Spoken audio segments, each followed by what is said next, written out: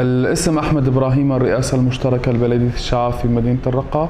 أطلقت البلدية خلال العام 2020 وخلال الربعية الثانية مشاريع تسفيد ضمن أحياء مدينة الرقة وترقيع مواقع متخربة في القميص الإسفلتي في مدينة الرقة، بالإضافة إلى مشاريع إنارة. كان مشروع تتفرد به البلدية مشروع سيف الدولة وتم الانتهاء منه، وأيضا هنالك عدة مشاريع بما يقارب ال5 مشاريع بالتنسيق مع لجنة الداخلية في مجلس الرقة المدني. كون الإنارة هي أيضا تزيد نسبة الأمان في المدينة، كان لابد من التنسيق مع لجنة الداخلية بخصوص أهمية الطرقات وأي الطرقات التي هي ذات الأولوية الأولى لهذه المشاريع ضمن مدينة الرقة كمشاريع إنارة.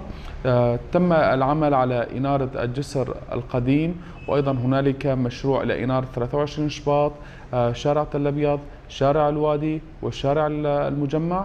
بشكل عام هذه الشوارع هي تعتبر في مركز المدينة، وأيضا محط تواجد الأسواق في مدينة الرقة.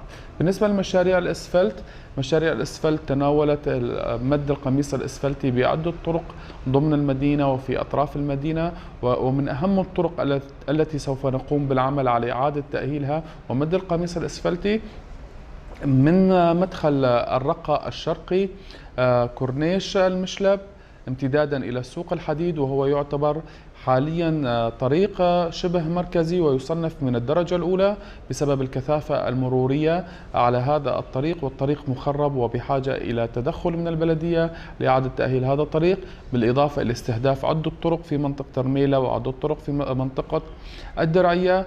وأيضا تم مد القميص الإسفلتي في طريق مفرق الحصيوة، وما زال العمل مستمر إلى أن ننجز ما فيه من القدرة وضمن إمكانياتنا خلال موسم الإسفلت هذا. ولكن نستطيع أن نقول بأن ما زلنا نعاني من سوء المواد الأولية في خلطة المجبول الإسفلتي، خاصة المواد البيتومينية الرابطة والMC0. إلى هذه اللحظة لم تحل هذه المشكلة، وإن شاء الله خلال عام 2021 نستطيع الحصول على مصفاة تستطيع تكرير هذه المواد الأولية بالشكل الأنسب وفق المعايير العالمية وفق الكودات، لكي نستطيع أن نقدم زفت مثالي